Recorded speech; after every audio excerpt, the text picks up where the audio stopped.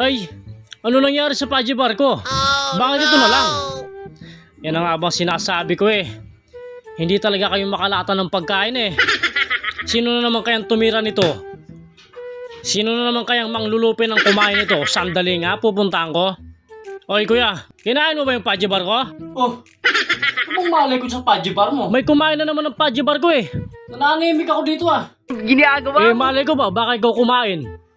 Baywang ko. Yan kasi hirap sa inyo eh, di kayo makalatan eh. Nagsiselfon ako dito eh.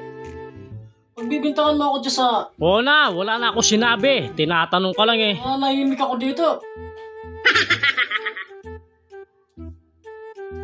Kuya, may tatanong ako. Ano?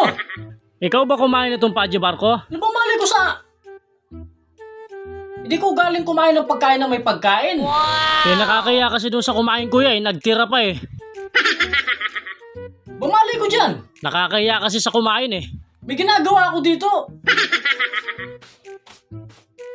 Nambibintang ka na naman. Eh syempre, tayo-tayo lang naman nandito. Tigil-tigilan mo nga ako. Bahala kayo. Hoy kuya, ikaw alam ko, manlulupin ka ng pagkain eh. Bakit? Eh may kumain na naman ng Paji Bar ko eh. Paano pong malay ko sa Paji Bar mo? Eh malay ko ba, baka ikaw kumain nun. Nambibintang ka na naman, may ebidensya ka. Wala. Hindi, ebidensya mo. Wala akong ebidensya. May ebidensya ka. Kaya nga tinatanong ko eh. Oh, Eh bakit parang guilty na guilty ka?